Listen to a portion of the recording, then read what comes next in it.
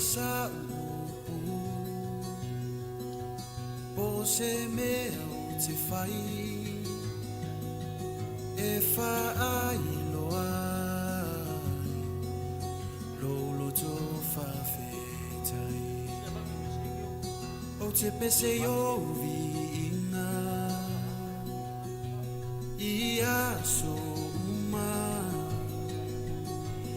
ai alu alu muta ai tu mau ilo tu si ai olima a via o etuma now le alanga pese le luia aleluia o we loele lava ele mo fai upona fa matala now le alanga pese le luia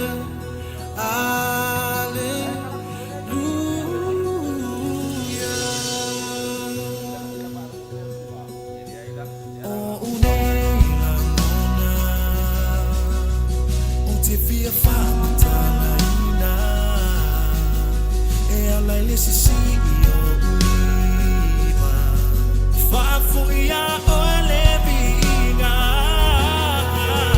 lesi si ai o uliva via o etama le alanga bisea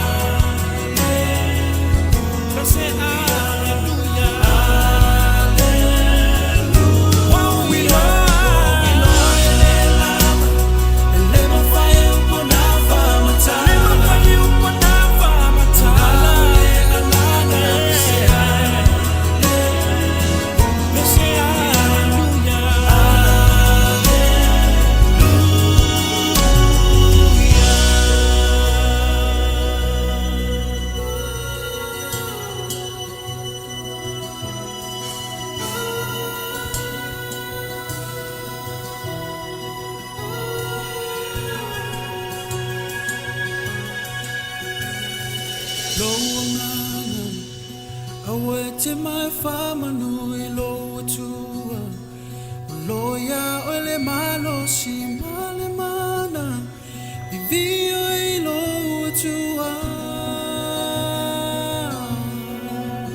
oh lo wanganga awete mai fama nui lo tua loya ole malo si male mana vivio i lo tua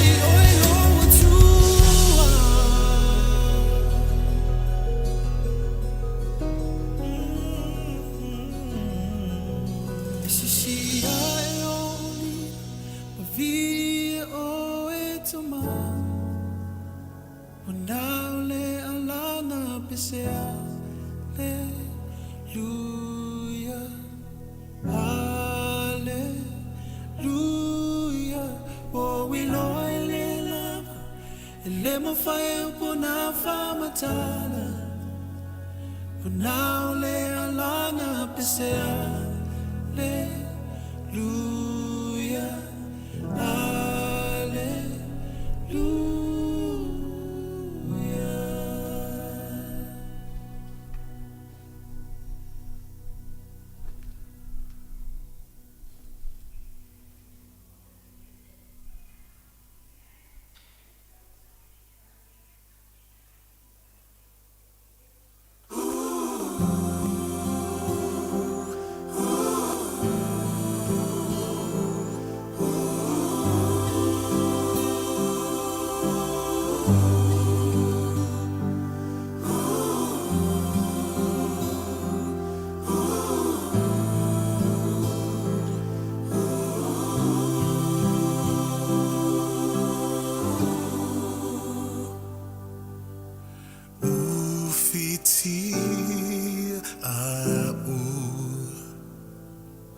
ile malo apaau ufi ufi mai ile malo si o au be asisi le tai o fau be si mai lo ai mai pua puanga oi ole tupu e pule I mea uma o te file mu be o oi lo atua o oi o te mapuai Keriso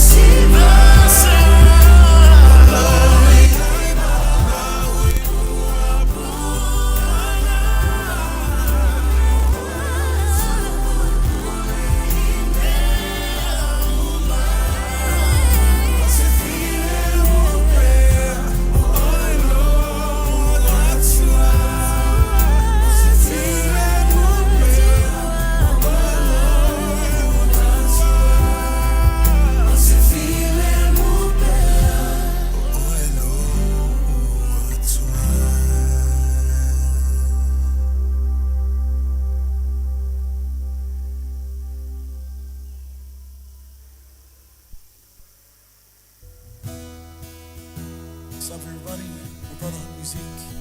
Massive shout out to Elevate Studios for having us here to jam out this song called Open the Eyes. We pray and hope that it blesses you guys out there as much as it blesses us.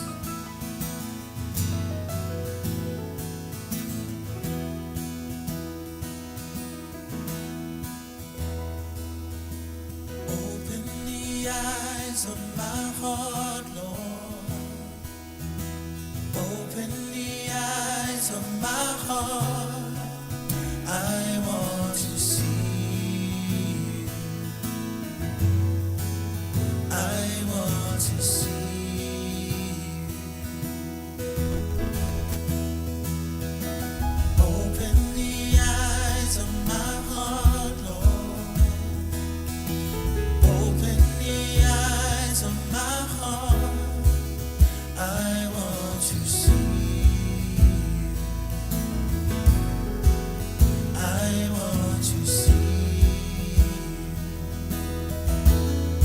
to see you high and lifted up, shining in the light of your glory. Pour out your power and love as we sing, holy, holy, holy, to see you high and lifted up, shining in the light of your glory. Pour out your power and love as we sing, holy, holy, holy. I want to see you. I want to see you. Open the eyes of my heart, Lord. Open the eyes of my heart. I want to see you. I want to see you. Open the eyes of my heart, Lord. Just open the eyes of my heart. I want to see you. I want to see you. Oh, to see you high and lifted up, yeah, shining in the light of your glory. Pour out your power and love as we sing, holy, holy, holy, to see you high and lifted up, oh, shining in the light of your glory.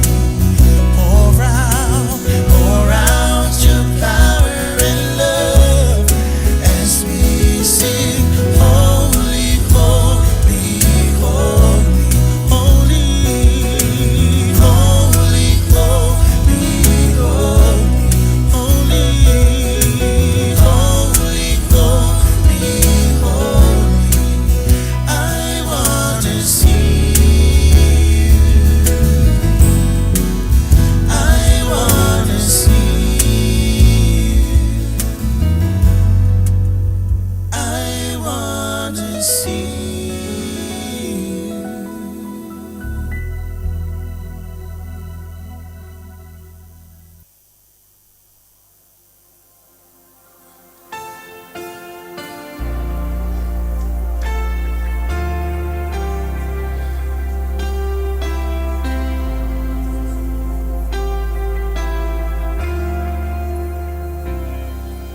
A thousand generations falling down in worship to sing the song of ages to the Lamb.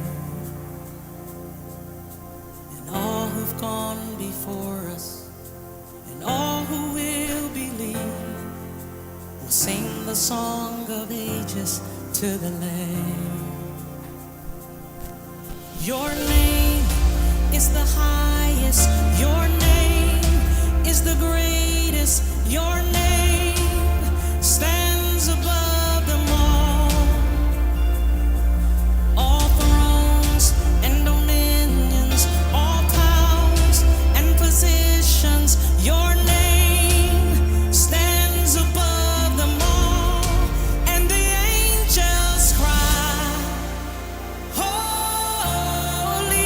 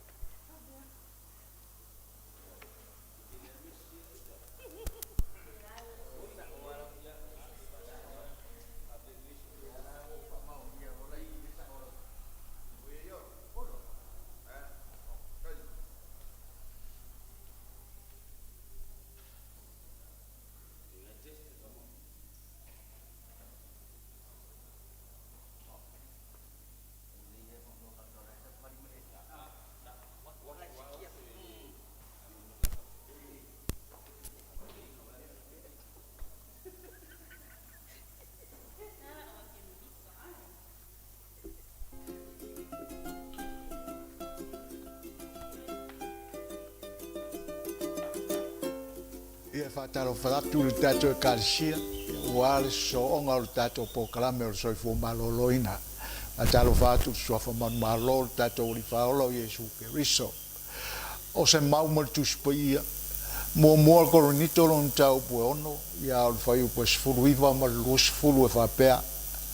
Tau te leilo ea, o lo o tau tino, o le malu lea, o le anganga pa ia. Wai to tonu i ate au tau. Lo wai ate au tau mai le atua. E le aia foi au tau i ate au tau.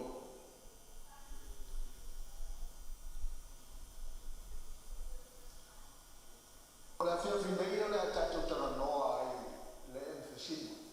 Ia po se tasi o whapita au i o lo afia i o tatou mama. Tasi lea o tūlanga tatele e afia i o tatou mama. O le tamo tapa. Tono tapa. Tele chemical solo i ai tono. Le peu no tau sisila mai le atele. Whaafe chemicals. Tono o le tapa. A vai lai ke mi kia ka pa o le asu le la ku whaafe chemicals lai. Peo ia. E o i o tatou mama. Saunila. E whatu pulia whawhitau i o mama. Tasira le whawhitau.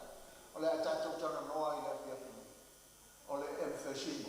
Le emphysema. Ai sisira le ata le pito i o la la ko an mama. Ngai sisira le i la o la kusi kokongu. Le wa makama maui. Maui mama. Aisha. Ngā ruema chemicals ia le mama. Ngai sisira le i esketa. Wa baila le la ko an mama.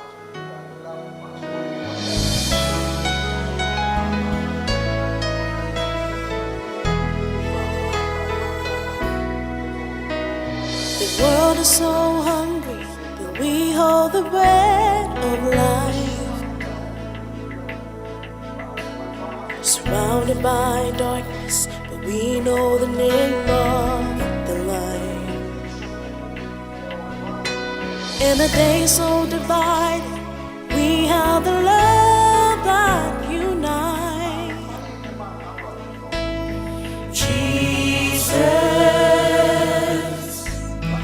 Jesus, He is hope, hope, hope for all nations, hope, hope for every need, hope, hope for the life that's been broken. He's always been, forever He'll be.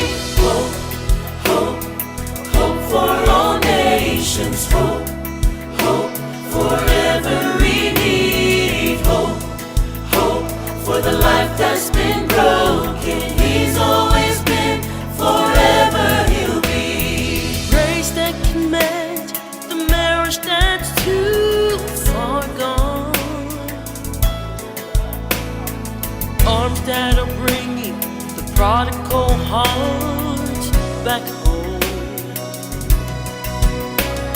The truth for the lonely, that you are never alone.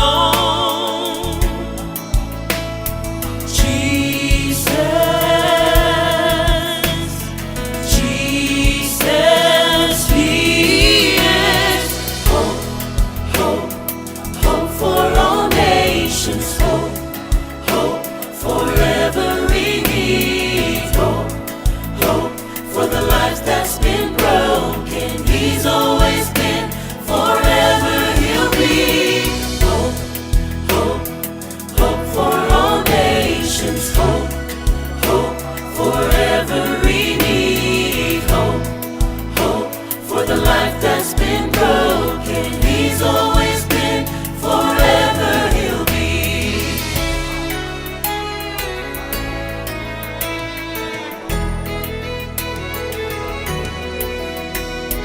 Same great power that raised Him from the dead is living within us. The church will rise when kingdom dreams again. Nothing can stop us. The same great power that raised Him from the dead is living within us. The church will rise when kingdom can stop us. We are declaring hope, hope, hope for all nations, hope for every need, hope for the lives that's been broken. He's always been, forever he'll be. Hope for all nations, hope for every need.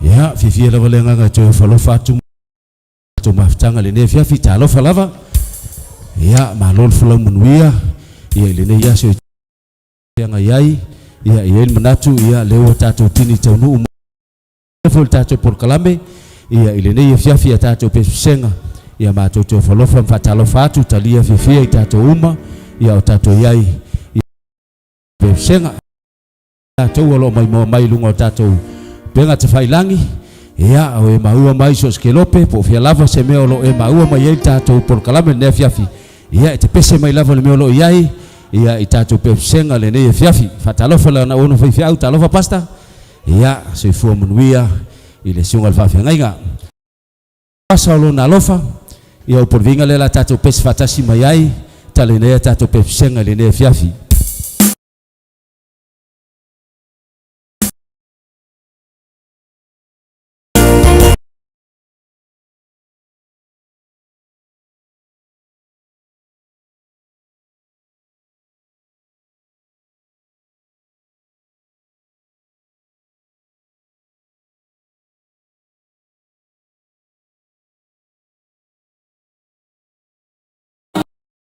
Samoa Mo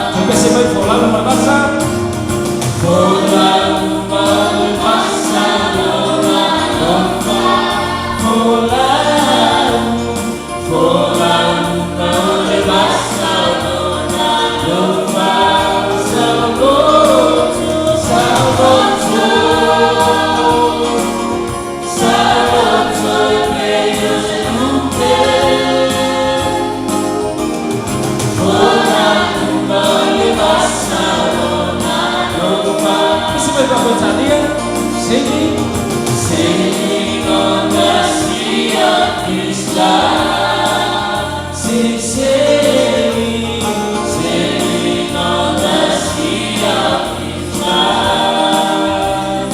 Free, free, oh Lord, free as the dove. Sailing on the sea of His love. Sailing on the sea, sailing on the sea of His love. Sailing, sailing on the sea of His love. Free, free, oh Lord, free as the dove. Sailing on the sea of His love. Ya taua ko vinga le dei e bai ya fo lawi ya pa au le nofa tu no le tua ya le se mete ko pole ai pe ta le tua la ushabalingi wafa ke tamfa vitau ya la veina o le tua i te bioma le lofa le tua yo fo fongia ya ko vinga le la tatu pesfa tasi mayai le ai la pasesi lofa le nei la lolangi ya wana ona lofa tu tasi o le tua ia te maofu maofu ai ko dinga le la tatu pespa tasi mai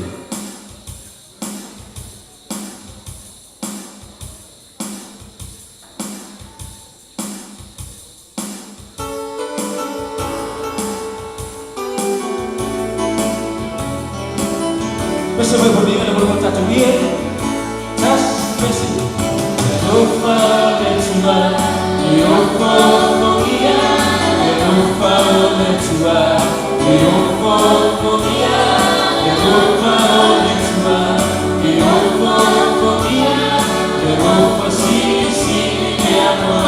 awaluma Te va waluma, te lea leita, te va walalo, te le monuita, te la te leo poita, te lofa si te pesa me pasapo de lofa te lofa le tua, te lofa fogia, te lofa le tua, te lofa fogia, te lofa le tua, te lofa fogia, te lofa si me amor.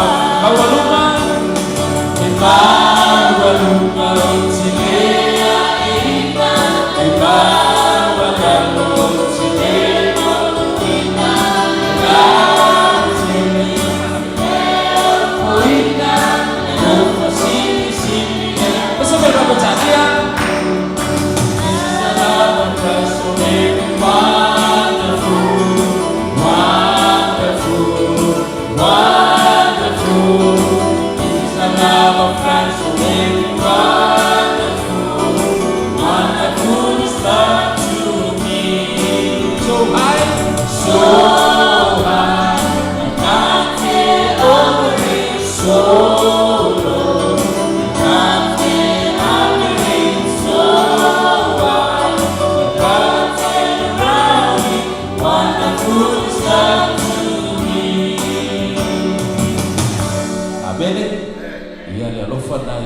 tautia ke bai a maualunga le mo fai ona tatoa ina ona maualano tatu te le fai ona lau tele e o fofogia le lofa o le tua e ana le silia ya te tatou e ana le lema le lofa o le tua ma tala fai tuto o le lagi e o polinga le la tatou pesfa tasi mai ai whanga nunga le tatou te whatani ai e o le aso e matala le lagi e a fio mai Yesu a me ina lan whanau whatatari le lagi ma le ona e whaambau.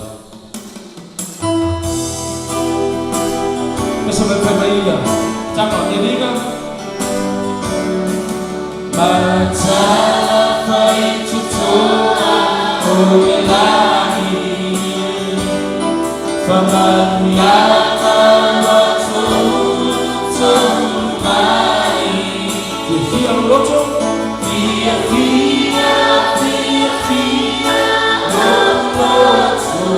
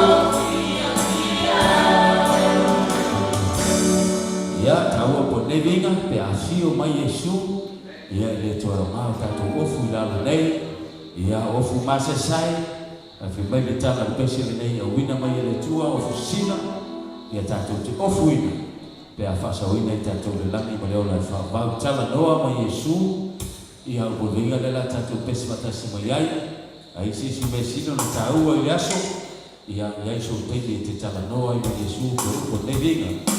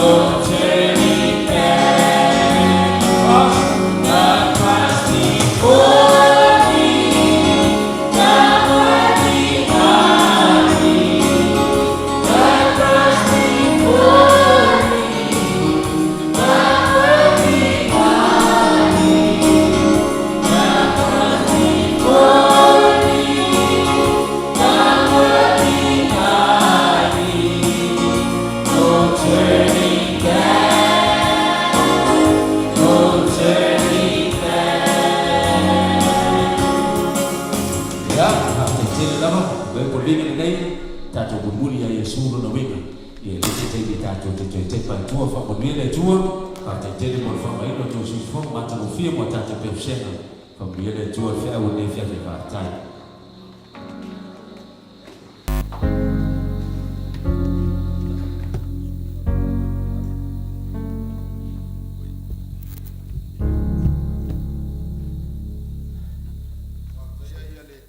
Au fai pese, ia, mo le amataina o le nei sauninga, ma le tātou maafutanga, e ala le o fie whamoe moe sa whamaniaina oe le uopeleina i le tātou pesenga sa whengai ai i le nei tūla fiafi. Ai o le avanofo le nei e toi ofo lofa tuai ma whatalo fatu i le suafa manu malo Yesu Keriso, i le paia ma le mamalu o le tātou maafutanga, ua mawhai o na tātou mafuta ai i le nei a fiafi, whaaftai lo o tau tali wala au, lo o tau su mai ma tala mai o au, mo le whaawawina o le tātou mafutanga. Pei o na whailo atu i le po ana po, ia e le o toi umi ia ni po le tātou mafutanga, ia ai a o tātou maua le abanoa, ia whaamoe moe, ia o le a mawhai o no tātou whaasoa ma whatu wha ia fionga pa ia le atua, se ia o lava i le taimi muli muli o la tātou mafutanga. Taimi masani nei o tātou fesili, a whaiwa sauni lau pepa tali fesili o tātou fesili, ia e au mai ma le tātou mta upu i le po ana po, ma lau peni, tusi le leilu suafa, ia ma tusi le lei lau tali mo tātou fesili. O mua e whapea e te tali mai foi, i le sao po le se. O le winga o le upu me le niuma o le afe tausanga, sao pe se. O le winga o le upu me le niuma o le afe tausanga, sao pe se. Sile lua, tato silo na lua, o le mata upu i le me le niuma, e a mata i le saisaitia o satani, ai faa uma i lona tu usaoloto, sao PSC. O le mata upu i le mileniuma, e a mata i le saisaitia o satani, ai faa uma i lona tu saoloto, sao PSC. Sile tolu, o le au faolaina ua maliliu, e toe tutu mai i le uluai toe tutu, sao PSC. O le au faolaina ua maliliu, e toe tutu mai i le uluai toe tutu, sao PSC. Ia, silon fa, o isi o le au faolaina, e toe tutu mai i le toe tutu lona lua, sao PSC. O isi o le au faolaina, o le a toe tutu mai i le toe tutu lona lua, sao PSC. Maltato ofisili mulmuli, o le tuusa o lotoina o satani, ina ia toe faasese i le lalolangi, sao PSC. O le tuusa o lotoina o satani, ina ia toe faasese i le lalolangi, sao PSC. Ia a whaiwa umalo o na tali ia au fesili, ia o na tuina atu leo lau pepa tali fesili, mo le tātou au whaingaluenga. I le vava ai atu ilunga nei e pe fo linga mai e tau wha whainga tāla i titi a tātou fesili le nei po, ia ai a sao a lau tali, ma lau whaafonga i le po ana po, ia ele aise mea e te popole ai, o le nā e te saunga le mu, ia a le leifoi oe le mea leo le mate matenga, ia o nā foi e te sau, o nā foi e maua loa vanoa, mo le sao uma, ia o tātou fsili o le ponei, ia a o ina tātou pepa tali fsili, a wane ingalo ia te oe, ia e foi le whailonga whapitoa o tātou tali ngā fsili, i le whaiunga, o le neiva yaso, ia ma le whaiunga, o la tātou polokalame. Ia, la tātou wanga iloi a tātou fsili. O e sauni, ia, fsili mua. O le winga o le upu mele ni uma o le afe tausanga, sao pese? Ia, o le tali o tātou fsili lea, e sao. Fsili lua, O le mataupu i le mileniuma e a mata i le saisaitia o Satani a e whauma i lona tu saoloto sa o pese ia o le tali o tātou sili lea sao e iei isi vaenga e iloa i le amatanga o le mileniuma peitai sa au tāua le amatanga lava o le tātou whaasoa i pono po o le amatanga o le mileniuma lea ua le ai nisi lo tātou lalolangi ina ua fio mai Yesu ave ina e le au paia ma le au whaolaina ai tuua i loa na o Satani i le tō e le ngata saisaitia i o ia mana tua foi le angelu lena whailo mai tu se whaalinga sa sau ma le waia ua mea ia o le waia ua mea na lena saisai ai ia Satani ia ai toi whauma le afe tausanga ina ua tu saoloto o ia sile tolu o le au whaolaina ua maliliu e toe tutu mai i le urua i toe tutu sa o pese ia o le tali o le sili sao sile fa o isi o le au whaolaina e toe tutu mai i le toe tutu lo na lua sa o pese ia o le tali o le tātou sili se pe ona fai mai o le Ioane 5 fai upo e lua suma le iwa o i lātou o e a mio lei e toe tutu mai i le ola toe tutu mua mua na ia o e a mio leanga e toe tutu mai i le toe tutu o le whasala o le toe tutu lona lua le na lona winga o le au whaolaina lava ia mai lātou na o lātou talia ina Yesu Keriso e toe tutu mai i le ola i le ulua i toe tu o le toe tu lona lua e mo le au whaasala ina ia ma le tātou silmon muli o le tusa o lotoina o Satani ina ia toe whaasise i le lalolangi pe a mai a le aftausanga sa o pese ia o le tali o le tātou sili sao o lana tau mawhainga muli lava lea ia o le i o mai ia le langi fou ma le lalo langi fou si mai lalo au pe fa pe e sao uma o fesili tole o le mau ala usa uma tasi lua tolu fa ia ayale fa me sao tasi lua tolu fa lima ayale tolu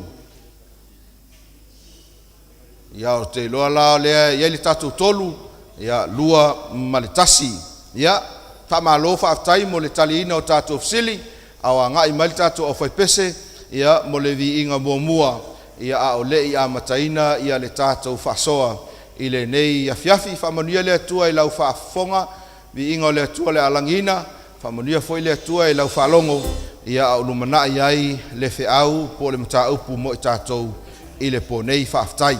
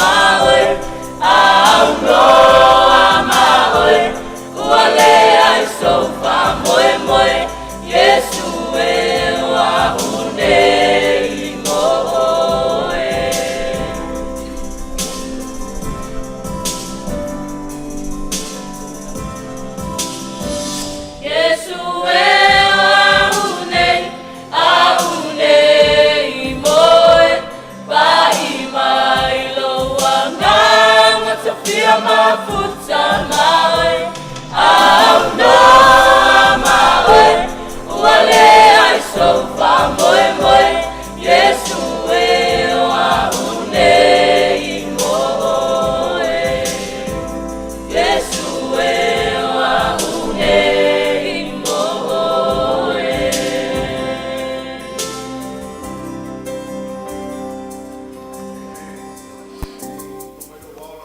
Tātou talo.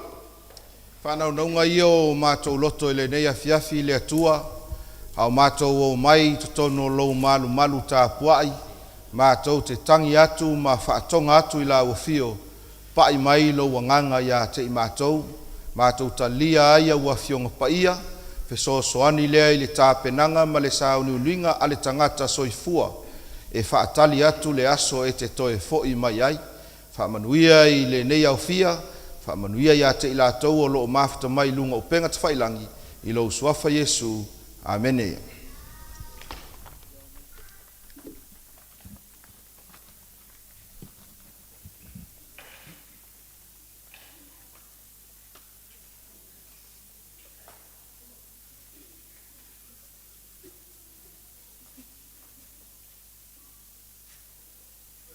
Ia le autalavou mo le viinga o le atua sa langina e a matai ia le tātou whaamoemoe i le nei i tū la afiafi. Sa au whailo atu i le po ana po o le tātou mata upu i le afiafi nei o le a tātou talanoa i le tā ua i to tonu o a inga. Whamai le autua whaautuina i le tātou whaasoa o mea lilo i a inga manuia. O le mea moni lava le ai ase tasi e le fia manuia lona ainga. O le mafuanga lea lai ona tu atu i luma o talo sanga. I le atua e le tamā ma le tina.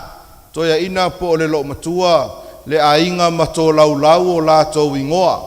E le ngata i le au mātutua o le whanau ia ma le au talavou. Ina ia manuia ainga i so se mea tātou te iai. Ia maso se vaenga o loo tau mawhai ai, ina ia mawhai ai ona manuia ia o tātou ainga i le taimile nei ato ai ma le lumanai. O nisi o whaamatalanga e maasani ai lau whaafonga ma lau whaalongo e whaatatau i ainga Samoa e whaapea e lelea le toloa ai maau i le vai. Po whea tātou te o ai i le o langa ma le soifuanga le nei, pe e te tuua Samoa, tuua lou ainga, ai e malanga e se atu. E iaia le whaamoe moe, e te tū ma e toe vaavai, i le mea o loo iai lou ainga. O nisi taimi a e manuia i atu nuu mamao, e te nofo ma e mafaufau, au e whesa ngai ma se KFC packet, ia po le family meal, e te whaapea ifo i lou mafaufau, po a ni mea o loo tausi ai na i o matua. Ao lea fo i se tausinga a le loo matua ma le toia ina. E iai lava le langona ma le loto a inga o tātou tangata. Ma e le o le mafuanga le na e tā ua i fo i le atua ma le tuspaia i le nei mata upu. O le isi fo i ngangana e maasandi ai i tātou o le tangata malona a inga. O le tangata foi malona whaasinomanga e pele ia te i tātou o tātou ainga, tātou te nau foi, a o tupu a e alo ma whanau, e tātou te tuina atu i le atua, ina ia manuia o tātou ainga. Se tasi o pese la wiloa, isi o tātou atunuu, te loa e maasani uma iai tātou. Whai mai o Samoa o la o Fasili, po lea ea sautali, e moni lava e whaingofie, o fea ea le loto malie. Wata fiu e sa ili solo, i Samoa ma tunu i fafo, le lalo langi mata ngofie, le ainga e mauai le loto malie.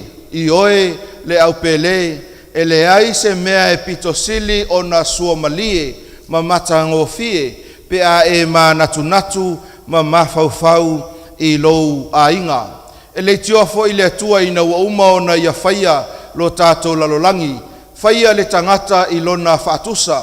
Na ia whausia ai ma whaavai na ai ni mea te tele lava i le fuafuanga e le ngata na ia tuu ese ina ai ia le aso lona fitu o le sapati ina ia whaapaia whaamamalu matausi e le tangata soifua aina ia whaia i foi ia le amatanga o ainga pai mai whaamtalanga le tuso kenese lua se fulu e lua o lona whai upo e lua se fulu marewha o le mea lea e tuua ai e le tane o lona tamaa ma lona tina ai whaatasi malana ava o na avea ai lea o ila ua ma tino e tasi mo lo sila fia la ua oi le afia finei e whaafa o na maua i le tuspaia whamatalanga nei o lo i lungo le tātou ie e te maua i le kenese e lua whai upo e lua sifu marewha e te maua i le tusio mātaio mata upo sifu mare iwa lona whai upo e lima e te maua le tusio mareko a olona mata upo sifulu whai upo e fitu e te maua i le tusio mata upo e lima whai upo e tolu sifu mare tasi o tu la fono tu mau a le tuspaia a o ina tau whaalua se mea e taua a o ina tau whaatolu ua sili lona taua ai a o lo ina tau whaafa pe sili atu ua sili lona taua mai ele manatu le afia finei o le mata upu i mea tau ainga o se mea e taua tele a whai e taua le tuspaia e taua i le atua e tatau o na taua ia te oe mau mafuanga le na e maualunga i le vaaya le kalesia sofitu o le toia fio mai pe a o ina whai ainga ia tātou whanau e iai lava le manaonga ina ia mawhai o na whaapaia ma whaamanuia iai le atua e le ngata mo le a ngai luma a ia mawhai foi o na whaonga ina i to tonu o le ainga o le atua fia tau atu ia te oela ua peleina a whai o lo e mo'omia ia se au nanga ma se polo kalame whaapea mo oe ma lo ainga awane i e le sau e vaai ia sui o le tātou e kalesia e whaatulanga i se taimi e fesosoani atu ai le kalesia mo le whaapa ina o lo ainga e le toi ave ai o lua matino e lua ai ave ai o lua matino e tasi e pei ona whai mai ai le tuspaia e iai le vaenga tāua o te manao e tau atu ia te oe i le fausiaina o le ainga na amata mea ai le atua o ia o le atua awa e iai le ainga atua o ia o le atua e mawhai ona ia whaailoa mai mea e manuia ai o tātou ainga o le atua na te saili ma vaava ai i se tangata whaapitoa mo oe ina ia mawhai ai o na tuu whaatasia o se ainga o ia e mawhai o na ia tu ina atu le loto tu ina mai a te i tātou le mawhauwhau le lei ina ia e filifili ai i se tasi ina ia avea mou ainga mole mo nei se ia o lava i le oti tele ainga ma le pelepe tele ainga e le mawhai o na work out mo ni tausanga se lua pe tolu pe sili atu foi to se sila fia le isi vaenga e le oto e ofo tangata i le taimi le nei i le sui o ainga uma lea sui lea e le oto e ofo e tangata i le mea lea ua ofo tangata pe a e whailo atu ua atoa le tolu se fulu talu ona lua mafana o lautane ma lau avaa mai fai mai lan whamtalanga tangata le swafa ia Sam Maki o lo iai lunga i pe a whai tātou te fia maua se a inga manuia e tātou te maua ia Yesu e le ai se isi awala e le ai se isi mea tātou te o ai ina ia mausali ai ma maupopo o tātou ainga tātou te o i le atua awa o ia na ia a mataina le ainga o le na ia mua i tuu ngata e toa lua i le taimi o le fuafuanga o le tusitala lau i loa o le alofa ma ua ia fua ina mai le loto tosina i le alofa mafolinga e au le lei ai pe a whaila tātou te fia maua se ainga manuia e tatau o na tātou maua ia Yesu pe a whai tātou te o le tuspaia ia Yesu lava ia sa whanau ma soifua mai o ia I totonu o se ainga. Se ainga na whapena o na tupu ai ma ia I loa atili ai le tua. Tātou te maua foi I le tuspaia o le vavenga mua sa whaia e Yesu. O le amatanga lea po le amataina lea o se ainga. Le whaaipoiponga I kana I Galileia. Lotolotoi ai le whaola I le amataina o mea nei o ainga. E masani, o le masani a Yesu, na ia asiasi atuai I se tasi o ainga. Le ainga o Miriama, Mareta, ma leo lātua ngane I ala salo. Mauai le mafutanga, e fesosoani atuai I lea ainga, ma lea ainga. Le ngata I lea, pe atato mai tauina li tuspaia, I le ngaluenga mata upu e se fulu ma leono. I le tina ia litia, pamai, na whaalongo I le aoa o ngā Paulo, matalia Yesu, ina ia whapena o na papatiso mo lato filifili ai whaatasi malona ainga. A o ina tatala Yesu lo loto, la uopeleina I le afia finei, ua tatala fo I le whaitotoa o lo fale, e talia ai nisi ina ia o tato maua whaatasi le tala le lei o le whaolatanga ia Yesu Keriso. Tau te silafia, o ainga na whaia whaapitoa lava e le atua, ina ia maua e tato uma ia le langona o le talia ina ma le amana ia ina. O le ainga e mawhai o no tato maua ai se mafutanga mafanafana. O le ainga e mawhai ai o na whaasoa I taimi le lei ma taimi loloa o le soifuanga ma le olanga. O le ainga e tātou te awa o ina mai ai ni le sona tāua o le olanga mo le a ngā iluma. O le ainga e mawhai o na tufa iai mea sina ma mea tāua o le ainga. Mai e taimi foi lea po fea e te alu iai. E mawhai a o na toe toso lou mafaufau. E te toi fia foi I lou ainga.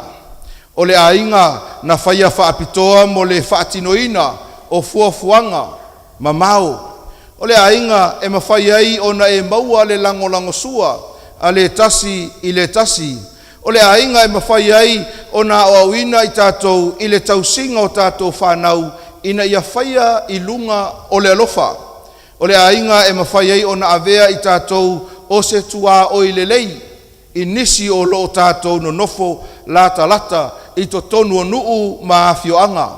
O le ainga, ina ia whaia ai ma whatulanga I so tātou sao I nuu ma le afioanga. Totsi le fia le au pele, a o ina le lei o tātou ainga, e le lei le nuu.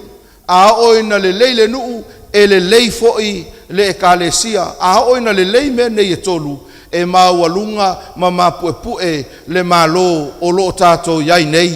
Tā ua tele o tātou ainga. Se tasio whamtalanga stustala I lana tustusinga, sa ia whaailoa mai ai vaenga tā ua nei. Whai mai aia, o nuu o loo fausia mai I ainga, o loo whaafai lele mai ai tai o ainga.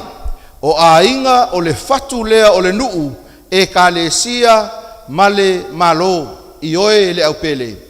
A oo ina mausali manuia o tātou ainga e whapena foi o na manuia isi vaenga uma e pei o na tāua e le tustala lea. Whaawaula na whamatalanga whai mai aia o le ainga e tatau o na fausia e tali atu I so o se mana onga o le lalolangi. I avea o se langi titi I le lalolangi. O se nofuanga e fausia I le alofa, ai le o le tautau mia ai o langona mafatia ma le tāua. Po le a lava le manuia ma le matangofie o se fuafuanga. Ai a whai e tia ai o tātou ainga. Ma o tātou le ano ai I le sio manga po o le lalolangi la I titi lea. E whamanatu mai e le atua ia te oe mau.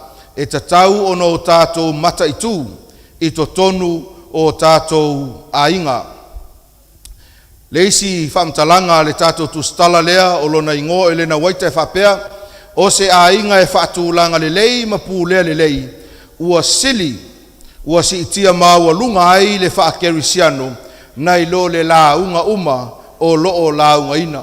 Vai o tau le au pele, e maua lunga tele ia le tūlanga e tatau o na iai ainga e whaalangolango i le tua. Ainga e mawhai o na si itia maua lunga le whaakerisiano, se ale au ngā o le leo tele o le launga le whaife au, ai la foa i le ainga. E tatau o na o tutusa mea nei e lua, e tatau fo i o na moli mawina i le lalolangi, leo langa whaakerisiano, e ala lea i le si itia maua lunga o tātou ainga. Se tātou whaitau whatasi le whamatalanga o lo i lunga le tātou ie whamolmole whaitau, o ainga whaatūlanga le lei, ma le pū lea le lei, o le whamaoninga siri lea o le malosi o le whaakerisiano, e whailoa i le lalolani, o le a whailoa ai le upumoni ua le mawhai, e se isi lava awala, a wā o le moni mauola lea, ua whamaonia i loto. Mai o tau i le tā ua o le mea lea o le ainga. Mai o le isi lea awala, e tātou te whaasoa tuai le upumoni a le atua. A sawa vali mai se ainga, e le ngata e whaifa le leo lātou la e taimi o tāpua inga, ai mai tau wina le fia o le tamā tina e o lava i le whanau, i le atua. Ia le si ainga e whato a whialo whani mai al whatsa. E tumma mai al ka mai o lunga le awala. Ia pe tumma fo el tina. Ai a o ina whialo whani ma whaatūlanga le lei o tātou ainga pū lea le lei. Whai mai whamtalanga al tātou tūstala lea, o le whaamaoninga sili lea, o le malosi o le whaakerisiano, whaailoa atu i le lalolangi. E ei taimi e te maitauina ai ainga i le avea ai ma whaife au, e ei taimi maitauina ai ainga i e kālesia e te au auna ma e tautu ai, nisi taimi ia e te tuinatu iai se whaamatalanga whaamalosi, e se le leio si au whanau, e se le matango fie o lou ainga i le tautua ma le au aunanga i le atua, o se ainga whaatūlanga le lei, e ui lava o loo sofai, e le fili ma le ti apolo o tātou ainga. Ai pe a whai tātou te whaalangolango i le atua soifua, e iai le talitonunga, e mawhai e le atua o na toe si itia maualunga o tātou ainga, ina ia avea mase awala e whaailoa tuai le upumoni a le atua. O le ainga e tatau o na mauai le alofa, e waaia i upu o fōlinga ma mea e whai mai e tatau o na avea o se nofoanga e fia angelu e mafuta mai ai, ma whaasusulu mai iai ave o le malama pa ia mai le langi, a whai o te fesilia tu nei a te oele uopeleina, whaamata o lou ainga o se nofoanga, o loo whapena o na iai le alofa, whaamata o se nofoanga e fia ai angelu e mafuta atu i lou ainga, whaamata o lou ainga o loo iai le whaamanuyanga, e whaasusulu mai iai ave o le malama pa ia mai le langi. A whai o lautali o le ioe, amu ia oe. Ai a whai o lautali o le ai, lono winga e mo o mia i tātou, le whai o se filfilinga i le afia finei, tātou te whaapea tuai i le atua e toe fia a mata le polokalame a lou ainga, ina ia mawhai o na nofo ai le alofa. Mawhai e whanau po o whea e o ai, e toe foi mai, ona o le nofoanga le nei, ma le seo manga le nei, e maua ai le fia ma le oli. Ai a o foi na pepese, pe o leo angelu, pe o leo le o fai pesi. Pe a o ina iai le alofa i totonu o le ainga. Tusi o le molimau mai le mole ekalesia volume 6, ia ma le itu lau e fase lau luas maleiva, o lo iai si tanga o lo ilunga le tātou ie, sei tātou whaitau whatasi whaamole whaitau. Sei whaatali a whaamole. Tau sauni, whaitau.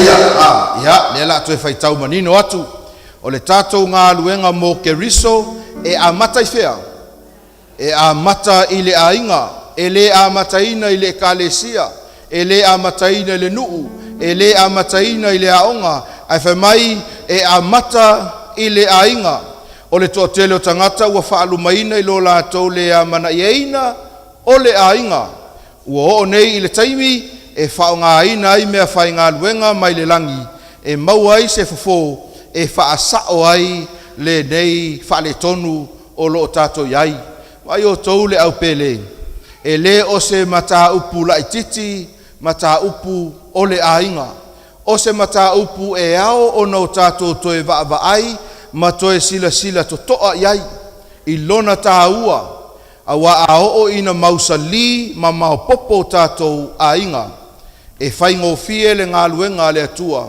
e whaingofie tu la fono le nuu ato ai ma le malo o le fuafuanga lava ia le atua mo se ainga i le amatanga na amata e le atua o ngā totonu ia Yesu ai musu musu ai le nganga pa ia ina ia whaia filifilinga tatau ma filifilinga sao mo le anga i luma so se filifilinga lava e tatau ona iai ma le atua i le sio manga lea awa ao ina filifili fatasi ma le atua ona whanau mai ai lea o le ainga fia pe atato mai tauina le amatanga sa maua i le ainga fia ina ua uma ona whaia o atamu maeva maua i ma le avanoa e tala noa whesanga ai le ainga lea ma le atua ai la le fili ina ua o mai tātou te iloa ai ua o so whai ai le atua mau tātou ainga whailo mai le tusi o kenese pe a whai e te maitawina le tusi o kenese o lo mau ai le tala ua whao soina e le fili le tina o tangata uma ma ua to ilalo ai ia o ai la le tina o tangata uma oi whanau eva whao soina ai eva ua ia taitaina fo i le tama o tangata uma i le toilalo a mata mai i to tonu o le ainga ia le awala a satani e whaaseseina ai i tātou uma le ngata i lea o a fianga o le angasala ua vaaia lea i to tonu o le uluai ainga panga le whaingata o le nei mea e le o se mea na fuafuaina i le atua ai ina ua ofi mai le fili ma le ti apolo ua suia ai mea uma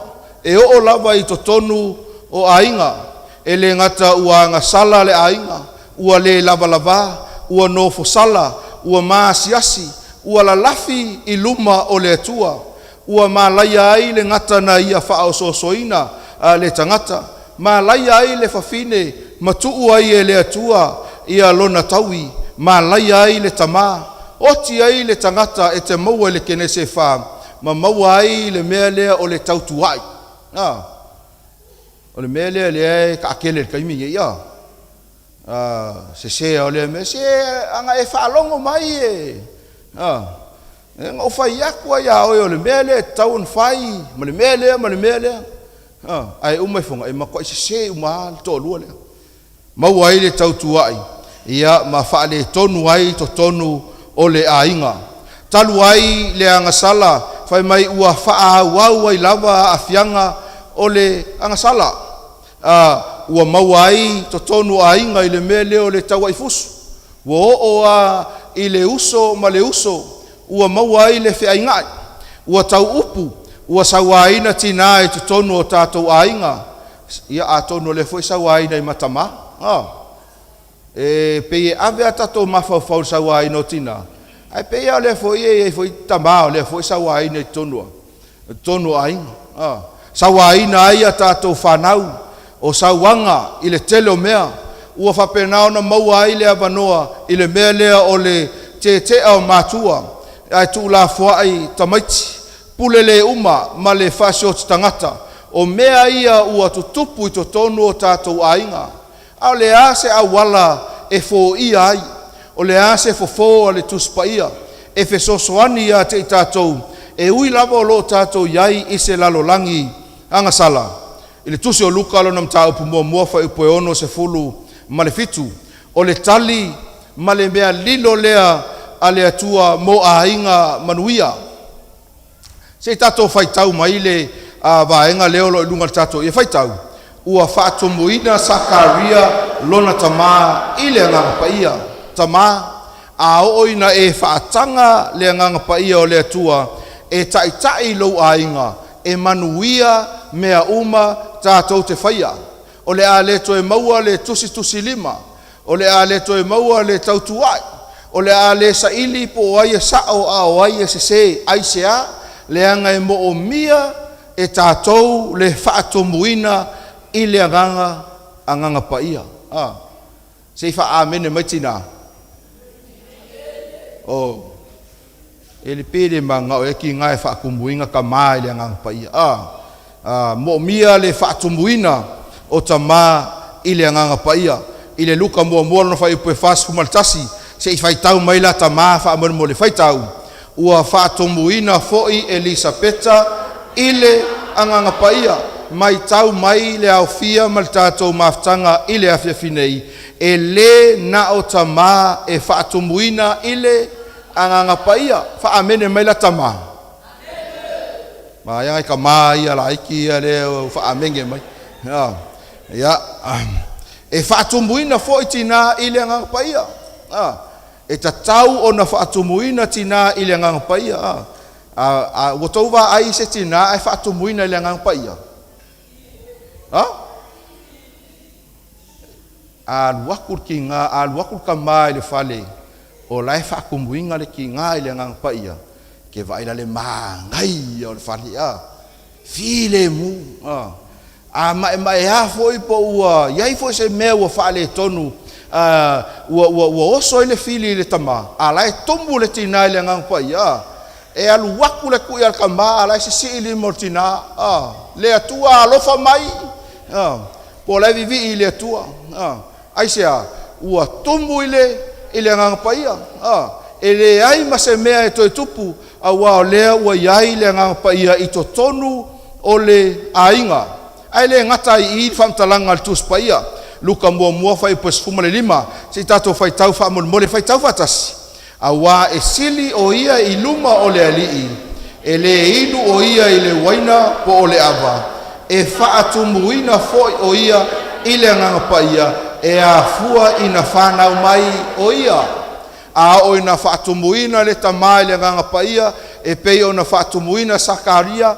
A o ina whaatumuina le tina i le anganga paia. E pei o na whaatumuina Elisapeta. E atangia mai whanau a wal whamtalanga le altus paia. O lo au mai a Ioane. O le tama Elisapeta ma Sakaria. Ua whaatumuina foi Ioane i le anganga paia. O ka se matango fio le nei a inga. Tumul tama, tumul tina. Ai tumu e foi mal whanau i le anganga paia. Whai mai ia se tasi o whamatalanga o whanau o mea pueata ia i totono lea. O le ainga. E iai le commercial na mo meo ads fo ia o Mailunga TV. Sa o matamata i New Zealand. E whapea la ia le ad. O le atalii malona tama. O la e o il tavale. O na ave ala ia il tamale il tavale. Ai la wasau le ska vale kolosi luma wae e pe e feika kangaka pe a kipi le ska vale. Wa ai tu tama titile. Wa makwa i folinga ikalon kama. Ia wa faya nga lima, ia naito te ilo lima. Wa faya na lima, ia mafaya tua na tala. E atu o tavale. Ai le o langona me tavale. Alu ala i o tavale. Au le mata tamaititi. Fo i mailo le fale. O mailo la i o wall tamaititi le ama lato tafafau i le fale o le tamale malona atali. O lea la wa fai lato ta'alonga. Ai fai la ia lato ta'alonga fo i le o lai ave le tavale. E te il tamai sau. O la wa fata i tai il tamaititi le ana mea. Mea ina fai. Ina ua kolosi tavale i lumo ia. Vai mai. O lea fu wa fai il tamaititi o fo linga ita. Ia o ana whaatinonga. Ia o lana tautala. Ua maua umal tamaititi lea. Na alu tamale ma nofo i tono na potu. Ua langona lona.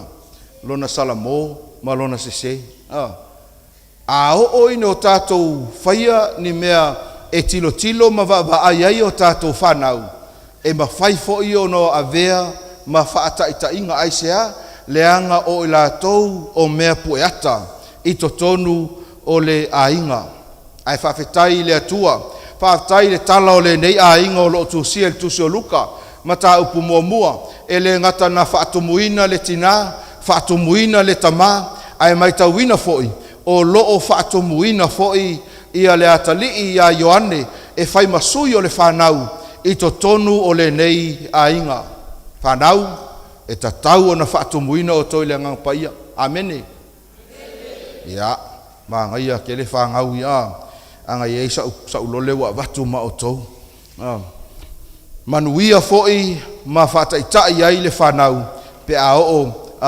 ina whaatumuina i tātou e le ngang paia Samoa Mo o tātou ainga pe a whai e tātou te whaitauina Samoa e luas fumalvalu whai mua se i o whai puetolu se i tātou whaitau whaatasi whaamolmole whaitau amu ia i lātou uma o e mātatau ia Iova o e sābavali o nāla aua e te i mea e ngalue ai o lima e ia te oe le manuia e ia te oe fo i le lei e a vea lau a vā pei o le vine fua tele mai i to tono lo fale o lau whanau e pei o tamai o live e vanga vangai lai lau lao ai mai tau mai le au fia mal tātou maftanga le a fia finei i le whai upu mua e o le whai upu e tolu o salamo se lau luas fumalvalu o loo iai to tonu vaenga i e tolu o le ainga o loo iai le tama o loo iai le tina o loo iai foi ma le whanau o le ata wa aia lea o se ainga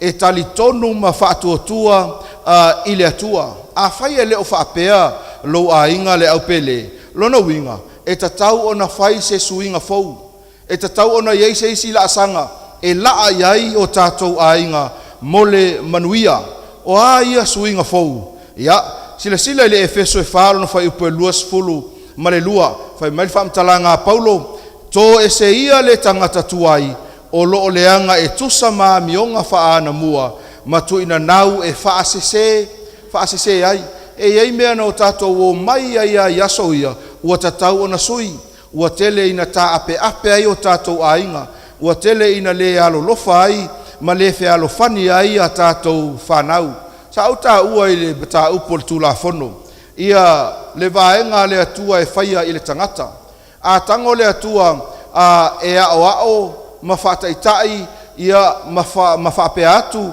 i a Israelu ina ia usu stai mai a te ia o le tele o taimi ma le tele o vaenga e le mawhai ai o na usu stai Israelu ai o le awala le atua e ao ai le tangata e ao ina ia lofa mai e pei o na whai mai Yesu a whai tō te alo lofa mai a te au i o tō tausi au polo inga mai ole au wala fole na e fina ngalo ai le atua i to tonu o tātou ainga a o tātou whanau ina ia alo lofa mai a tātou mātua e o ko meki lava ia le usitai a le teine ma le tama i to tonu o le ainga au wala fou ina ia whai ai se suinga fou ave ese ai mea tuai ma le o langa tuai a ia whaafou ina mea uma e feso e whaalo na whai upo e luas fumalwha se o tātou whaitau whatasi whaitau o ofu o tou i le tangata fou ua whaia e fōlinga i le atua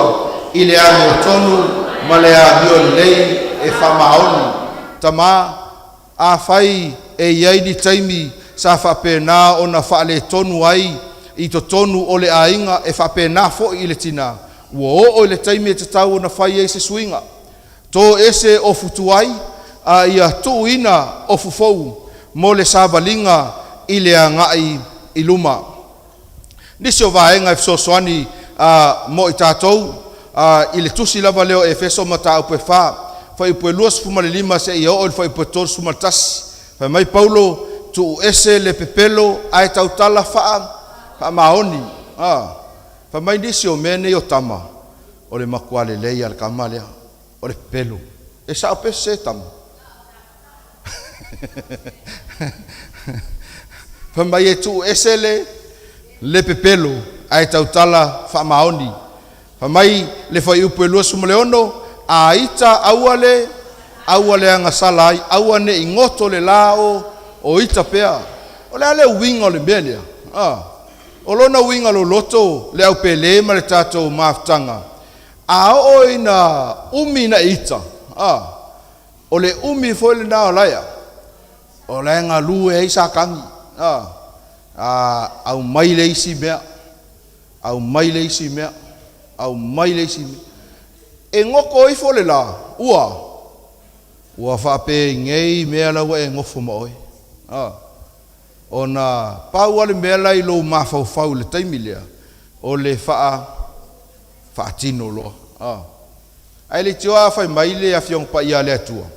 A e ita, aua e te anga salai. Aua ne i ngoto le la o e ita pea. E tatau, e tatau ona e say sorry. Ile tina le ainga, pea wha peo le tina le ainga lea na lua wha isa ile na fiafi. Ia po le tina fo ile tama, po le wha nau fo. O mea nei, e fe soani lea mo le ola so i fua manuia o i tonu o tātou ainga. O isi taimi e avea ia lo tātou o tātou tūlanga, e avea ia o tātou i tūpā, ma awala e whaingatā ai ona say sorry. E le ke i whai el pālangi le sorry. E alanga whai el pālangi, e whao ngā. Sorry fo iwa mau fo ila ulima ia oi. Ia, pe sorry fo iwa mau atu se tala. E le o mea ia e tatau ona tupu.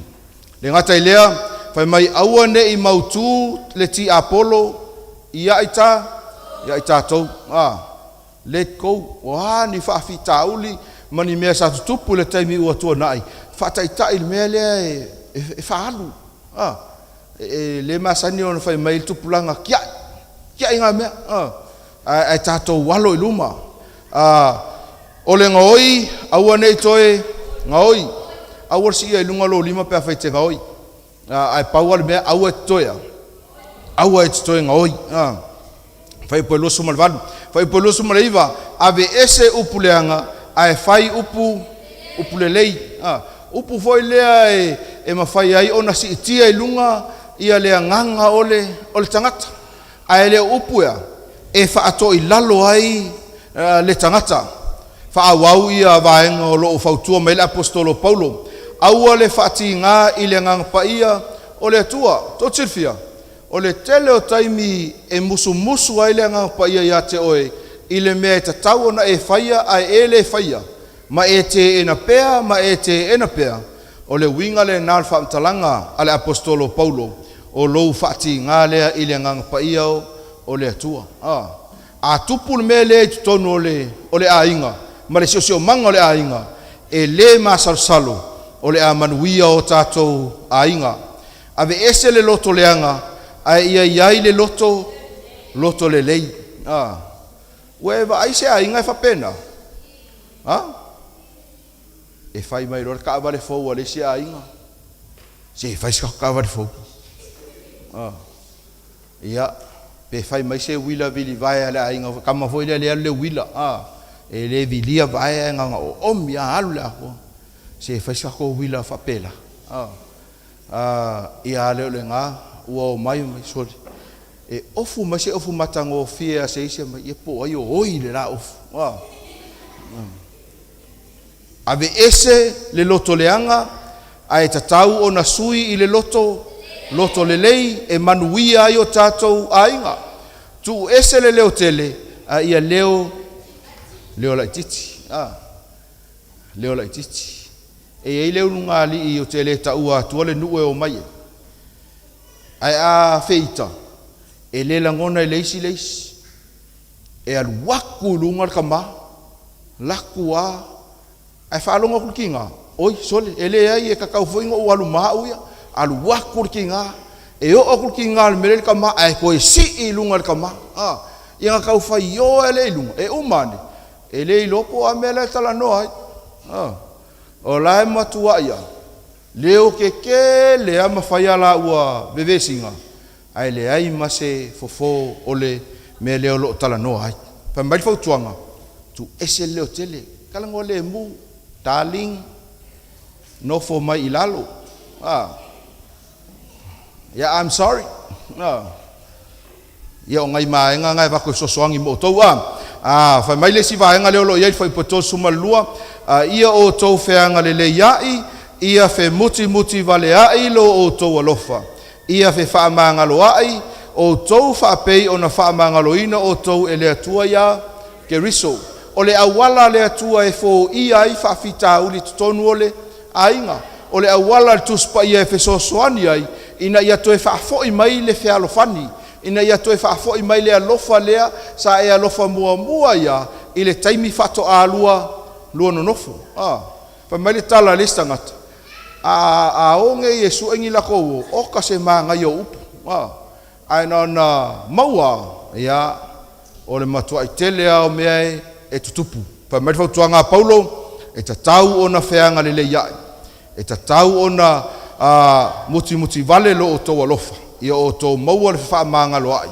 ma ia fa manga lo le tasi e pei ona fa manga lo ina tatou e le atua fa tuanga Paulo Efeso 5 no fai polo suma le lua fai tau o to fa fine ia o to sustai ia o to lavatane fa pei ona usustai ile ali no winga e yai ia le avanoa e fo ia i fa fitauli pe atato utangia matalia fautuanga ale apostolo Paulo i totonu o le afionga paia ale atua ai le o le fautuanga le na otina fa mai le is fautuanga fa ipolo suma lima o toutane ia o to alo lofa mai ile ekalesia io o to wa e pei o Keriso ona lofa mai ile ekalesia ma awina mai o ia e fai mona sui lono winga e ai le ata vaia o le folinga lea i totonu o le ainga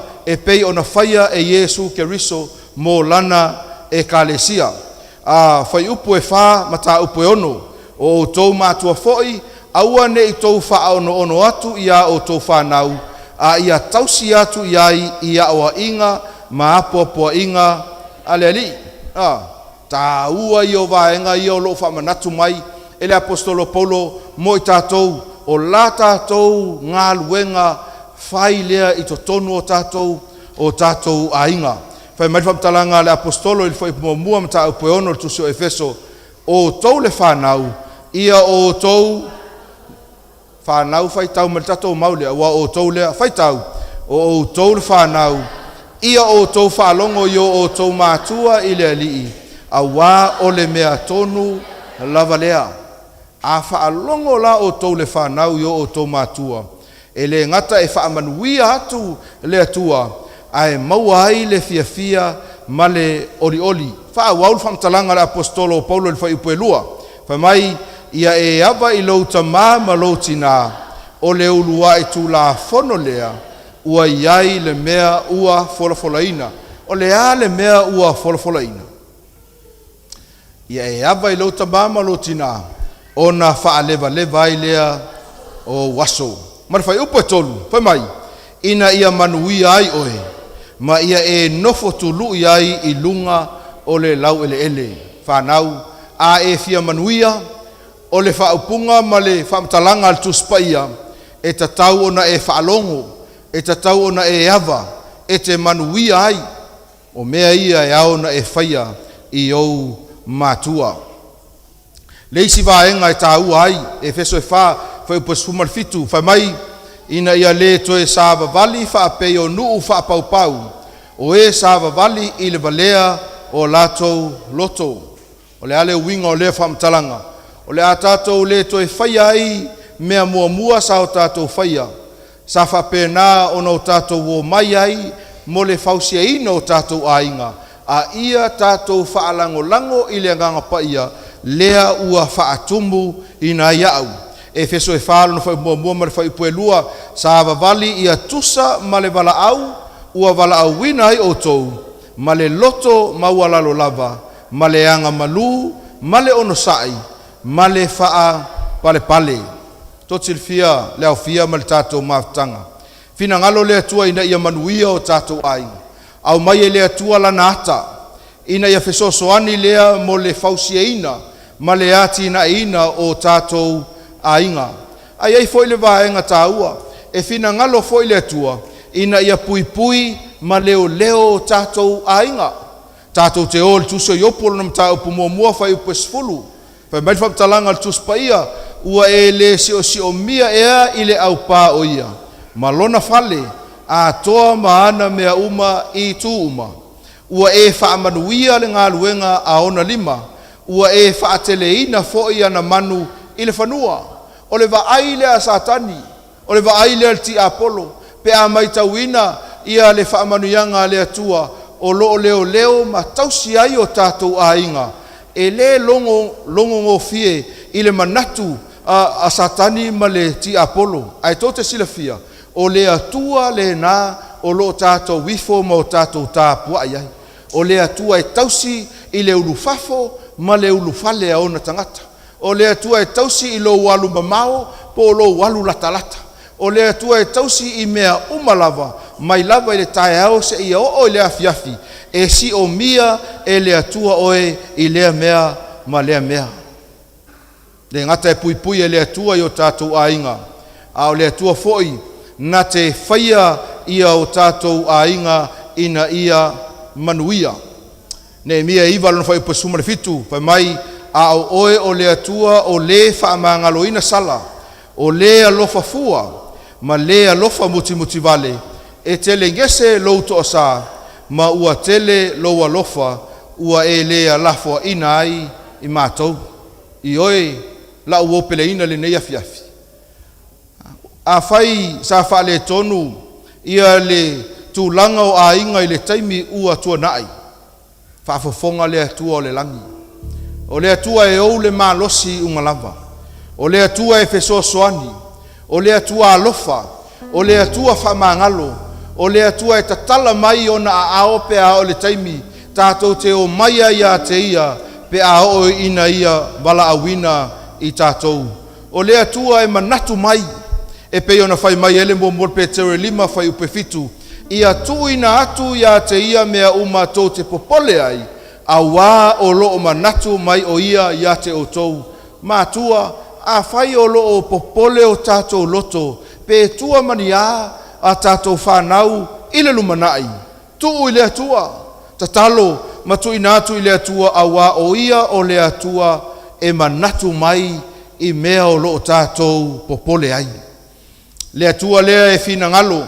Ina ia mawhai o na maua e oe le whaamoe ma le manuia i le lumanai. Whaamtalanga al tusi Eremia e luas fumaleiva. A whai upues fumaletasi. A wā o au nei ua o wiloa. Manatu ua o manatu ai a te otou. O manatu i le manuia. A e le o le malaya. O lo feta lai mai ai ova.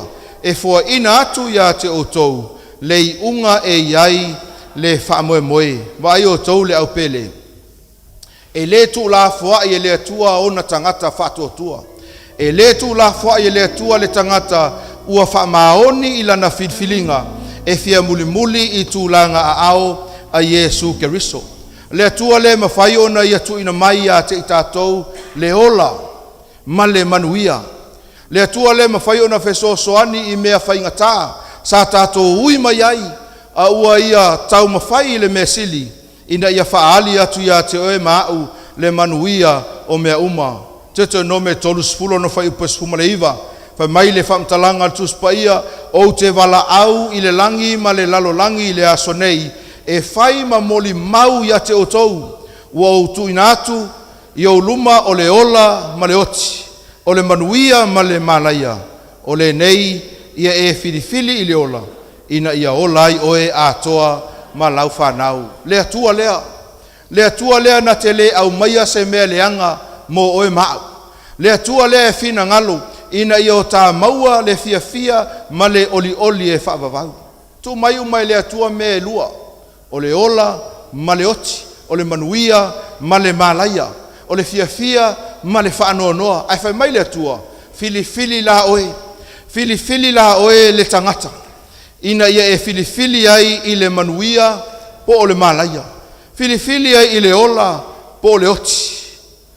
ai ua e silafia ma o wiloa le finagalo o le atua mo i tatou le itioa Iosua ina ua tofotofoina lana filifiliga fai mai a ia filifili o tou i le aso nei po o ai tou te auauna i ai ai o au nei ma lo'u ai ma tou te auauna i ai au aga'i mai le tatou au fai pese e langi ina le vi'iga mulimuli o te lu'iina oe lau oe le afiafinei e te manatunatu i upu nei a Iosua e le'i manatu Iosua e filifili na o ia pe whapei fo Iosua ia filifili oe le tina pe filifili o tou le whanau pe tou te whaia le mea lea pe le ai awe mai whamtalanga o lo ilunga le tatou ia le Iosua e lua sumana wha whai upa suma le 5 o le filifilinga Iosua na whai whaatasi malona ainga e le manatu Iosua ina ia alu a tia i le ainga e tia i fea e tatau o na filifili male ainga o au nei ma lo'u ainga ma tou te auauna ia Iova o le alau filifilinga le ponei tamā tina whanau pe le o lo tatou filifilinga e lea e pe ona filifili a Iosua ina ia whaia se suinga e le ngata i tutonu o tatou ainga a ia whaia se suinga mo le atua whafonga i upo le viinga le nei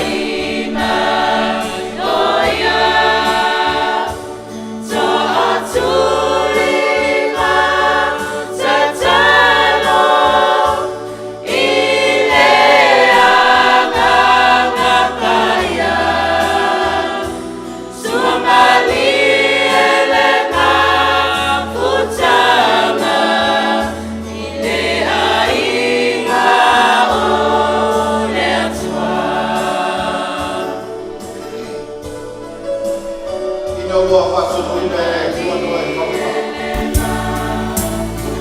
Ele foi le tua ya no e fa fa la titi le ba. Tau ye le fua. Lona umi mawalunga lautele. Ele tala fo ya le tuspaia. Ele na onoa malona ainga. Tata tau na fa olaina. Mafuanga fo ele na tua inoa mafola fola. Matau I tangata. Ia ile taimi e sau ele lolo. Tau te iloa mamala malama uma ili tala. Na uloa mala na whanau. Ai ina ua tāpulia le ba. Wa mata o na tō mai wanga. Mai loa I e tangata. Wha mahoni. Te au ia na fola fola inoa. Toi langa atu whai tutoa ua le mawhai o na toi tatala ina mai. Tumu na wale wa ai manu ese ese. Ato ai manoa malona ainga. Ainga matangata sa le mawhaio na maua le manoa e unifale ai. Sa wha umatia e le vai. Tala ya lota malona ainga. Na le tina lava e lei whasawina. Lota malana whanau. Whasawina. Ele mafua mai ona o lota mata mai filinga e faito atasi e tangata o lo bala ule atua mo e le afia finei ele na oe a oe malo ai pina ngalo le atua ina ia aua ne tupu le mea lea na tupu ya noa I lona taimi na o noa malona ai pina ngalo foi le atua o ne tupu le mea lea sa tupu ya lota na o lota malana whanau ai fina ngalo le atua o lau filifilinga I le taimi le nei o le filifilinga e te ola ai e le ngata o oe ai whapea foi lo ainga atua o lau filifilinga I le taimi le nei e te manuia ai o lau filifilinga I le taimi le nei e te fia ma e oli ai sili ai ona e maua le sua malie ma le matango fi o le mafutanga o lo langina e le aufai a fai o lau fifilinga le po nei e fia tu ina atu lo aima tau lava o le si mai o lo ao le wopeleina I le nei afiafi whaftai bi ia le atua sila fia e le atua mai le langi o tou ao ma le tou mana onga ina ia manuia o tātou ainga I le lalolangi le nei ma le taimi le nei se ia o I le taimi e fio mai ai o ia a vea o se filfilinga tātou te whaia mo ia tātou te whaia mo nai o tātou ainga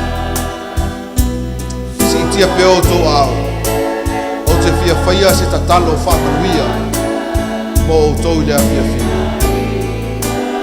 se o tātou tatalo le atua o langina le au whai pese le neivi inga matangofi e whanau nau atu o mātou loto ia te oe o le atua o ainga o le atua o manuia o le atua o le ola e te whina ngalo ina ia whaasau ina I mātou mo mātou ainga o I lato umo wa si tia o lato a ao wa e sila fia mai le langi wha mole tamā ina ia e wha manuia ia te I latou matu ina atu ia te I latou le mautinoanga pe a whai mātou te muli wha maoni I outu langa a ao o le a e ta tala mai manuia o le langi mo I mātou uma wha manuia le nei au fia I lo latou toi foi atu ma toi taliu atu I ainga leo ma tausi lau a fio wha mangalo ni o mātou se wha mole I lo suafa Yesu o te talo tuai nei. Amene. Mo le atu le nganga whaatai, le tātou au whaipese, mo le vi inga o le atua sa langina, ai sile ai o na momoli atu le whaamalo, ma le whaatai, whai masui o le taitai o le ekalesia, ia, ma le pasenga o to ina e maise ia le loloa o le ekalesia I si ufanganei, mātou te whaatai atu ai, ina i o tātou uso a mālo, ua mawhai ono tātou mafuta i le awhia whinei, ia ai tātou toi wheiloai i le tai au, taimi māsani, o tātou pesenga ato ai ma whaatala noanga i le soifua māloloina, ia ma le tātou mataupu, mo le awhi a tai au, ai mole ponei soifua ia ma ia manuia.